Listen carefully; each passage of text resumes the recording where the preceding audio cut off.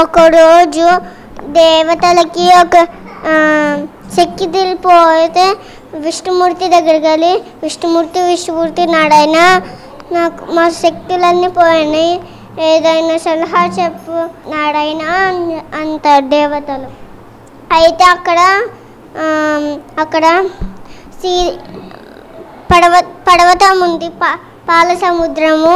వాసుకి తాడుగా చేస్తాను చిలకండి అన్నారు విష్ణు నారాయణ. అప్పుడు ఫస్ట్ అమృతం వస్తుంది, ముందు హలహాలు వస్తాయి, అప్పుడు తర్వాత అందరూ పుడతాడు. అందుకనే కంఠంలో పెట్టుకుంటాడు.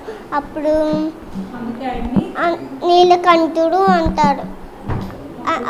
అప్పుడు చిలుకుతుందిగా మరి మందరు పడిపోతుంటే అప్పుడు విష్ణుమూర్తి కూర్మవుతాడు ఎత్తి తను ఈపు మీద పెట్టుకుంటాడు.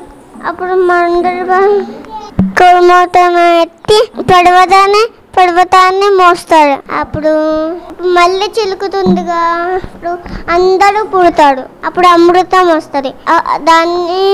దాన్ని రాక్షసులు తీసేసుకుంటాడు.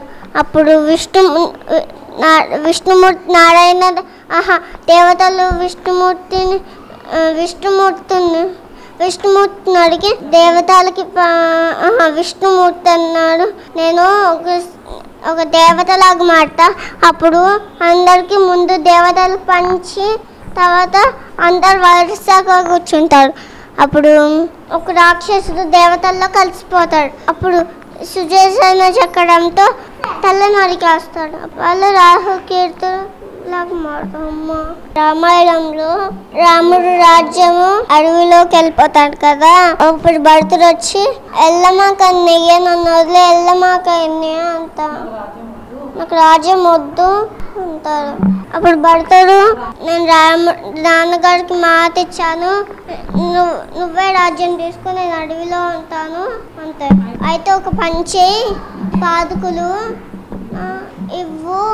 పాదుకులు తీసుకొని నెత్తి మీద పెట్టుకుంటారు. అప్పుడు ఆ పాదుకులతో నా రాజ్యాన్ని 14 సంవత్సరాలు వెళ్ళిపోయి